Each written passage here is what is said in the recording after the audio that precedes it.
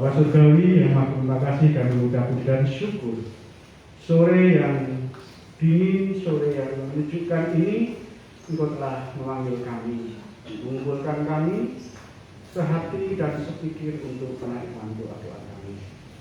Kami akan mendasari dengan firman Tuhan, berfirmanlah Tuhan, sehingga kami mengerti maksud dari persekutuan ini. Dalam nama Tuhan kami Yesus Kristus kami berdoa. Amin. Bapak Ibu yang terkasih dalam Tuhan Yesus, puji Tuhan, kita masih diberikan kesempatan oleh Tuhan kita untuk bersama-sama berdoa. Karena kekuatan kita hanya melalui doa. Kita tidak punya senjata apa-apa, tetapi senjata yang paling kuat di dalam Tuhan adalah doa. Bapak Ibu dan Saudara yang terkasih di dalam Tuhan Yesus, mari kita akan bersama-sama membuka Roma pasal 8 ayat 26 sampai dengan 27. Roma pasal 8, 26 dan 27. Demikianlah firman Tuhan. Demikian juga Roh membantu kita dalam kelemahan kita, sebab kita tidak tahu bagaimana sebenarnya harus berdoa. Tetapi Roh sendiri berdoa untuk kita kepada Allah dengan keluhan-keluhan yang tidak terucapkan. Dan Allah yang menyelidiki hati nurani mengetahui maksud Roh itu, yaitu bahwa Ia sesuai dengan kehendak Allah berdoa untuk orang-orang kudus. Bapak Ibu dan Saudara yang terkasih di dalam Tuhan Yesus, saya akan cerita sedikit. Ada seorang rumah tangga mempunyai rumah makan yang begitu ramai pengunjungnya. Rumah makan itu sangat laris sekali, ya, sangat laris sekali.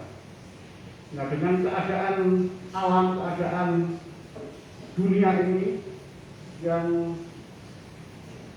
mengalami suatu masalah yang luar biasa, yaitu dengan adanya COVID-19 ini, maka rumah makan itu semakin hari semakin sepi. Ya, rumah makan itu semakin hari semakin sepi. Nah, yang mempunyai rumah makan itu seorang bapak dan ibu dan ada beberapa anak. Melihat suasana yang begitu mengharukan karena sepi sekali, maka dia putuskan untuk mari kita membentuk kelompok doa keluarga. Selama ini pada waktu laris sekali dia tidak pernah berdoa. Tiap pagi, bangun pagi, sebelum menyiapkan segala sesuatu yang akan diolah untuk dipasarkan, keluarga ini berdoa bersama-sama. Ayahnya dengan sungguh-sungguh berdoa, Tuhan, tolong berikan berkat rumah makan kami ini, sehingga banyak pengunjung-pengunjung yang datang ke tempat ini untuk makan. Tiap hari selalu seperti itu doa, minta tolong supaya rumah makan ini semakin besar, rumah makan ini diberkati, rumah makan ini dilimpahkan dengan rupiah supaya besok bisa keluar dan lain sebagainya. Dilakukan hari ke hari tidak ada perubahan. Bahkan hampir 2 tahun corona sudah berjalan hampir 1 tahun tidak ada perubahan. Tidak ada perubahan. Masih tetap pengunjungnya kurang. Pada suatu pagi mereka berdoa kembali. Lalu si anak yang paling kecil, anak yang masih duduk di SD, berkata kepada bapaknya, Bapak doanya salah. Bapak doanya salah. Lalu bapaknya kaget. Kenapa? Bapak kan doanya sudah benar, supaya rumah makan kita besar, supaya Tuhan memberkati rumah makan ini, sehingga banyak pengunjung di tempat ini. Itu kan tidak salah, Nak. Tapi anaknya tetap mengatakan tidak, Pak. Itu tetap salah. Dan maksud kamu apa, Nak? Anaknya mengatakan, selama ini Bapak tidak pernah mendoakan pelanggan dan para pembeli. pelanggan yang sering ke situ, para pembeli yang sering tidak pernah didoakan. Terus bagaimana? Mestinya Bapak mendoakan supaya para pelanggan, supaya para pembeli yang sudah jauh dan menjauhi rumah makan ini diberkati Tuhan. Dibuka tingkap langit dan mencurahkan berkat-Nya di mereka, sehingga mereka menjadi kecukupan lalu bisa membelanjakan uangnya untuk makan di tempat ini, Pak. Bapaknya kaget dan dia berpikir, benar juga katanya. Bapak tidak pernah mendoakan orang lain, yaitu pelanggan. Bapak hanya mementingkan pribadinya, mementingkan rumah makannya sendiri, tapi belum pernah mendoakan para pelanggan. Belum pernah mendoakan para pelanggan supaya diberkati Tuhan. Para pelanggan diberikan uang yang banyak. Para pelanggan dibukakan tingkap langit berkat-berkatnya. Tidak pernah. Dan mulai saat itu seterusnya bapaknya merubah doanya ini. Tidak berdoa untuk rumah makannya itu atau untuk dirinya, untuk keluarganya, tapi tiap pagi didahului dengan mendoakan orang-orang lain di situ. Mendoakan juru masaknya supaya diberkati, juru masaknya supaya diberikan kekuatan sehingga besok bisa bekerja, dan berdoa untuk setiap pelanggan yang datang ke situ. Didoakan terus dan akhirnya hari lepas hari, bulan lepas bulan terasa. Pelanggan-pelanggan yang lama tidak datang ke situ akhirnya datang dan jajan di situ, maka rumah tangga restoran itu kembali seperti segala dan menjadi rumah makan yang laris. Nah, Bapak Ibu dan Saudara sekalian yang dikasihi Tuhan, ternyata doa syafaat itu sangat penting, sangat penting. Ya, syafaat itu artinya, kalau bahasa Arab itu di antara A dan T itu ada titik atau kemana di atas dibacanya syafaat gitu ya. Syafaat artinya pertolongan yang diberikan oleh seseorang kepada orang lain yang mengharapkan pertolongannya, atau usaha memberikan sesuatu bagi orang lain. Dan arti syafaat secara umum yaitu berdoa bagi orang lain. Itu artinya syafaat itu secara umum artinya adalah berdoa bagi orang lain. Nah, di ayat tadi, di ayat 26 dikatakan kita lemah. Demikian juga Roh membantu kita dalam kelemahan kita. Kita lemah, tidak mempunyai apa-apa, tidak mempunyai kemampuan untuk bertegur sapa dengan Tuhan. Karena Tuhan adalah Roh adanya. Apabila kita datang kepada Tuhan, kita harus berkata-kata dengan Roh, artinya bukan bahasa Roh yang sulit dipahami, ya, Roh kita yang ada di dalam kita itu untuk mengetuk hati Tuhan. Ya. Kita tidak mampu untuk itu, karena kita masih kepingin seperti Bapak tadi, hanya memikirkan supaya warungnya saja yang laris, tidak pernah memikirkan orang lain. Kita tidak bisa seperti itu. Pikiran-pikiran kita masih dipenuhi oleh keinginan dan kebutuhan kita. Tetapi apa? Tetapi Roh Allah membantu di dalam kehidupan kita.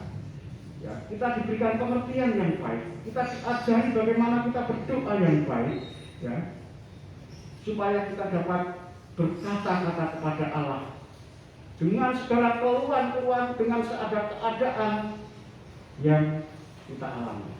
Itu ayat 26 dikatakan seperti itu. Walaupun kita lemah, kita tidak mampu, tetapi Roh Tuhan menggerakkan roh kita, roh manusiawi kita, untuk dapat berkata-kata kepada Tuhan dan berani berkata-kata kepada Tuhan. Roh Kudus yang membantu kita berdoa kepada Tuhan. Kita tidak, secara akal pikiran kita tidak mampu, ya, mengukur kasih Tuhan itu. Kita tidak mampu, tidak bisa tanpa pertolongan Roh Kudus di dalam kehidupan kita. Artinya apa? Artinya bahwa Roh Tuhan, Roh Kudus menolong kita, menolong mendoakan diri kita supaya kita dapat bersujud di hadirat Tuhan. Ya. Roh sendiri, Roh Kudus sendiri yang mengajari kita untuk bersyafaat. Kita untuk bersyafaat kepada Tuhan. Dan di ayat 27 dikatakan, dan Allah menyelidiki hati nurani, mengetahui maksud roh itu, yaitu bahwa ia sesuai dengan kehendak Allah berdoa untuk orang-orang kudus. Nah ini, ya. Kalau kita bertanya, untuk siapa sih doa syafaat itu? Kalau tadi secara umum dikatakan bahwa berdoa bagi orang lain, tapi untuk siapa berdoa itu? Untuk orang lain yang seperti apa? Yang pertama adalah orang-orang, dikatakan adalah orang-orang kudus. Dan di Alkitab ini banyak sekali dari Perjanjian Lama. Kalau kita selidiki tentang doa akan mendapatkan berdoalah untuk orang-orang kudus, berdoalah untuk hamba-hambaku, hamba-hamba Tuhan maksudnya. Ya. Berdoalah untuk orang-orang yang melayani Tuhan. Nah, orang kudus adalah orang yang menyerahkan hidupnya kepada Tuhan. Orang yang hidupnya hanya tergantung kepada Tuhan. Itu yang pertama. Yang kedua adalah orang yang terpanggil untuk melayani Tuhan. Bagaimana dengan kita yang tidak bisa melayani dengan luar biasa, melayani di gereja di mana? Kita adalah orang-orang kudus karena kita dipilih Tuhan. Itulah, kita dipilih Tuhan. Kita dijadikan oleh Tuhan adalah menjadi anak-anak yang kudus. Ya. Doakan. Yang pertama adalah orang-orang kudus. Ya. Di dalam ayat 27 itu berdoa untuk orang-orang kudus. Di dalam 1 Timotius 2 ayat pasal 2 ayat 1 juga dikatakan orang-orang kudus atau orang-orang yang dipanggil Tuhan untuk menjadi anak-anaknya. Nah, di dalam setiap surat yang ditulis oleh Rasul Paulus, kalau kita selidiki, di akhir kalimat ada salam itu, lalu mengatakan untuk orang-orang kudus itu adalah kasih karunia Tuhan Yesus Kristus menyertai kamu. Selalu dikatakan seperti itu kepada Apolos, kepada siapapun murid-murid Paulus. Artinya apa? Paulus selalu mendoakan orang-orang kudus, selalu mendoakan pimpinan-pimpinan jemaat di sana, selalu mendoakan orang-orang yang setia di dalam melayani Tuhan, selalu mendoakan orang-orang yang ambil bagian di dalam pelayanan Tuhan. Itu adalah orang-orang, itu yang utama kita doakan. Ya kalau zaman sekarang, ya katakan saja pendeta, poster, pelayan mimbar, ya, pelayan mimbar, macam-macam. Kalau kita pukul rata, doakan perancang, doakan jemaat. Nah ini adalah mendoakan orang-orang kudus. Kita doakan, kita dukung di dalam pelayanan. Yang pertama, kita berdoa syafaat untuk orang-orang kudus. Yang kedua, kita berdoa syafaat adalah untuk kawan seiman. Di dalam Galatia pasal 6 ayat itu dikatakan, karena itu masih ada kesempatan bagi kita, marilah kita berbuat baik kepada semua orang, tetapi terutama kepada kawan seiman. Berbuat baik kepada siapapun yang ada di luar sana, siapapun orangnya, tetapi yang terutama adalah orang-orang yang seiman. Artinya kita berdoa untuk keluarga-keluarga kita, walaupun di mana saja berada. Orang-orang yang seiman yang sedang mengalami suatu peristiwa, mari kita bersyafaat bagi mereka. Ya, di sinabung banyak yang mengalami gangguan karena sinabung ini. Kita tidak kenal siapa dia. Kita doakan semua umat yang ada di sana. Katanya apa? Perkataan kita apa? Kami berdoa untuk anak-anakmu Tuhan yang ada di sana. Kami berdoa untuk pelayan-pelayanmu yang ada di sana. Kami berdoa untuk semua jemaat Tuhan yang ada di sana. Setelah kita berdoa itu, baru kita mendoakan. Kami berdoa untuk lurah, untuk camat yang ada di sana, untuk bupati yang ada di sana, untuk para petugas sosial yang ada di sana. Yang kita tidak tahu itu seiman atau tidak, tetapi itu adalah wajib. Yang pertama adalah untuk orang-orang yang seiman dengan kita. Bagaimana mungkin ya, kita bisa mendoakan orang lain kalau sesama seiman saja tidak saling saling mendoakan. Ya, mendoakan bisa dilakukan dengan secara pribadi, secara diam-diam. Ya. Kalau misalnya di kelompok WA saudara, ya, ada tolong doakan si A atau doakan saya yang sedang sakit atau kecelakaan. Lalu teman-teman di WA semua posting, ya, membalas. Saya dukung dalam doa. Saya mendoakan Anda. Semoga lekas sembuh. Semoga bahagia dan lain sebagainya.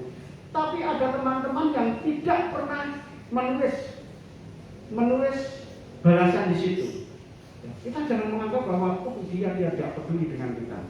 Dia tidak peduli dengan saudara-saudara kita yang sakit. Karena tidak pernah mengatakan di WA itu saya mendoakan kamu supaya kamu lekas sembuh. Tidak. Tetapi ada orang-orang tertentu dan banyak orang tidak pengen diketahui, tetapi tetap berdoa di rumah. Nah, seperti itu. Itu kadang-kadang seperti itu. Kita boleh, tetapi yang paling utama dan utama kita mendoakan teman-teman, kawan-kawan seiman kita. Itu. Yang selanjutnya adalah orang lain yang tidak seiman. Kita doakan tetangga-tetangga kanan kiri kita yang tidak seiman dengan kita, yang tidak seiman dengan kita. Kita pun perlu berdoa bagi mereka. Seperti Tuhan katakan, kasihlah sesamamu seperti dirimu sendiri. Artinya kita mengasihi bersamanya. Kesamaan itu kan tidak harus orang Kristen. Ada orang Hindu, ada orang Buddha, ada orang Islam, ada radikal dan ada. Apakah kita perlu Pak Anwar mendoakan Habib Rizik misalnya yang selalu membuat orang? Apakah kita perlu mendoakan keluarga teroris yang merusak gereja? Apakah kita perlu? Toh, itu bukan seiman dan itu sudah menyalakai orang-orang seiman kita. Tapi Tuhan katakan bahwa kita tetap harus mendoakan orang-orang itu. Doa kita seperti apa? Apakah doa kita menuntut semoga orang-orang itu dilaknat Tuhan masuk neraka? Bukan. Tuhan ampunilah mereka, berikan hati yang baru, memberikan pikiran yang baru sehingga mereka tahu apa yang dia perbuat itu adalah salah di matamu. Sehingga Tuhan bisa memanggil orang itu menjadi alat-alatnya. Pada waktu belum Paulus, Saulus masih mengejar-ngejar orang Kristen di Romawi, membunuh orang Romawi. Banyak orang-orang pada waktu itu, para kudus pada waktu mendoakan Rasul Paulus. Bukan mengutuk Rasul Paulus, tapi mendoakan Rasul Paulus supaya dia dipakai oleh Tuhan secara luar biasa. Dan Tuhan mendengarkan doa-doa itu. Lalu Rasul Paulus itu dipakailah menjadi muridnya yang setia, yang luar biasa menjadi Paulus. Kita berdoa juga bagi mereka, bagi orang-orang itu. Jangan beda-bedakan. Kita doakan. Ya, kita doanya adalah berbeda dengan kita mendoakan saudara kita. Artinya kita mendoakan mereka supaya mereka bertobat, mereka menerima ibadah yang baru, hati yang baru, supaya mereka menjadi pengikut Tuhan. Seperti itu. Ya. Itu. Yang pertama adalah orang-orang kudus. Yang kedua adalah kawan seiman atau sahabat-sahabat kita seiman. Ayub saja yang seperti itu masih sempat mendoakan sahabat-sahabatnya, ya, sahabat-sahabatnya. Dan ketiga adalah kita berdoa sama untuk siapa? Untuk orang-orang yang memusuhi kita. Di dalam Matius 5 ayat 4, orang-orang yang menganiaya. Lukas 6 ayat 28, mencaci mati kamu banyak sekali. Ya, kita pelajari banyak sekali. Orang-orang yang membenci kita, memusuhi kita. Kita doakan orang-orang yang seperti itu pun kita doakan. Kejahatan tidak usah dibalas kejahatan. Kalau Anda dicaci maki, Anda diganggu oleh tanggapan oleh orang atau orang yang tidak senang dengan saudara, memberitakan kabar hoax kepada saudara, jangan membalas. Jangan membalas kejahatan dengan kejahatan. Besok tak balas. Saya juga akan menyebarkan hoax untuk kamu. Tidak. Seperti apa yang dikatakan di dalam Alkitab adalah berdoa bagi orang yang menyusul. Kita doa. Kita doa. Ini kesaksian. Pada waktu saya beli tanah di Sabar itu yang sekarang saya diami itu, di depan saya itu adalah orang yang sebenarnya mau membeli tanah itu, tapi kedahuluan saya. Lalu orang yang di depan rumah itu marah. Lalu diusir. Batas-batas patok-patoknya ini salah, ini masuk tanahku, ini masuk uang macam-macam.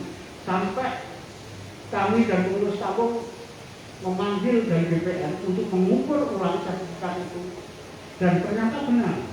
Tetapi orang-orang di situ, anak-anaknya, bapaknya, anak-anaknya itu tidak seperti itu. Saya dan istri ini selalu dimusuhi, teror setiap hari.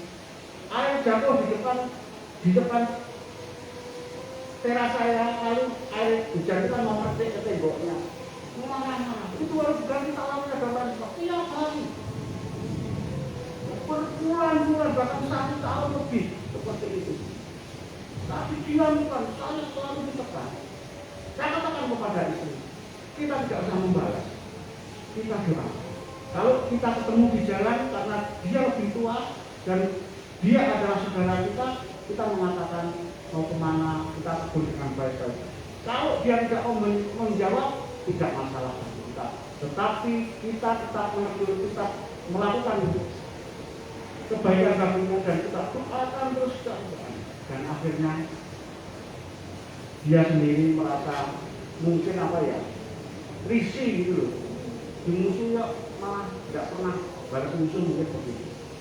Lalu dia berbalik ke baik, menjadi baik dengan kami, bahkan seolah-olah ada apa-apa enggan berurusan dengan kami, justru dia membantu. Kita doakan orang-orang yang seperti itu, supaya Tuhan sendiri yang merubah sikap hidupnya kepada kita. Tetapi dengan syarat kita tetap berdoa bagi mereka dengan roh kita kepada Tuhan. Yang keempat atau yang terakhir adalah berdoa untuk kesejahteraan kota ataupun negara kita. Di dalam Yesaya, Yeremia akan kita temui kalau kita baca, kita berdoa bagi Yerusalem kembali. Kita berdoa bagi keruntuhan ini supaya Tuhan membangun kota ini kembali. Ya, kita berdoa bagi negara atau kota-kota yang kita diambil. Di dalam kota atau di dalam negara itu ada yang namanya pemerintah. Ada presiden dan stafnya, ada gubernur dan stafnya, ada bupati, ada wali kota, ada RW, ada RT, lurah, camat, ada di situ. Kita doakan semua supaya pemerintahan kita, kota kita tetap aman dan damai. Kebetulan doa pada waktu itu di gereja Baptis Indonesia Anugerah, ada di gereja Baptis BPD di Jakarta ada doa untuk kota.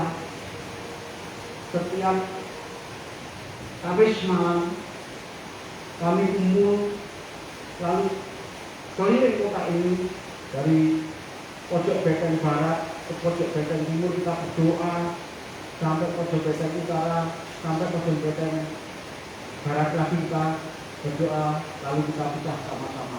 Yang harus kita lakukan, kita petakan kota-kota yang perlu kita doakan. Lalu kita berdoa memutari alun-alun, ya, alun-alun. Maksudnya apa?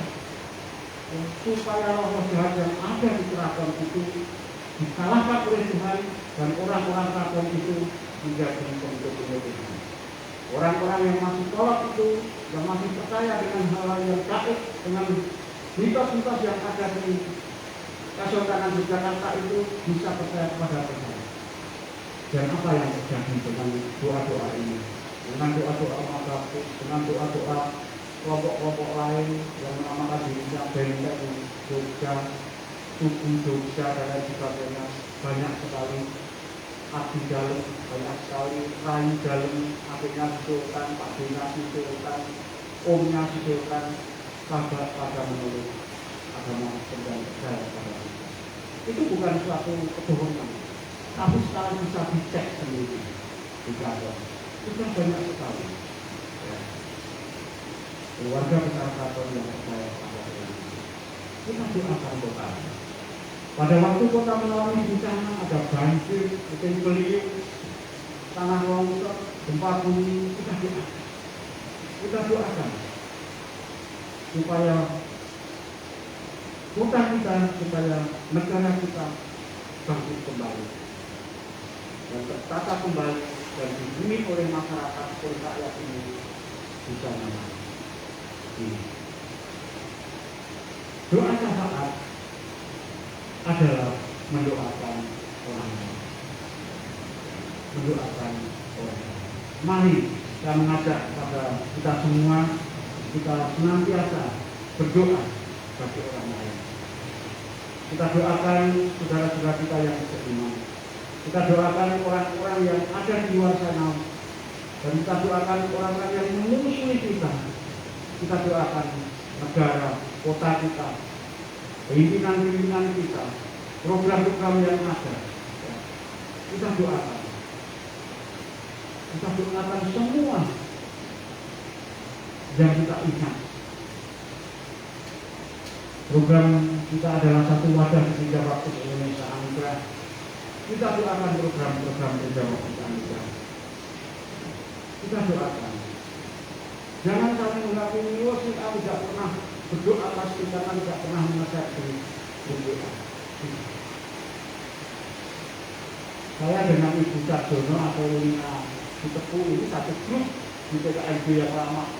Doanya banyak sekali, doakan tiap hari tidak ada ya. Doakan saya, doakan video saya. Banyak sekali teman-teman yang tidak besar itu, tetapi jaminan, ya. Jaminan kita doakan bareng-bareng ya. Dan nanti jam sekian kita doakan ini ya. Tapi tidak pernah seperti itu. Nah, seperti itu. Artinya apa? Kita berdoa bagaimanapun keadaan kita, bagaimanapun keberadaan kita, kita tetap mendukung siapapun di dalam doa.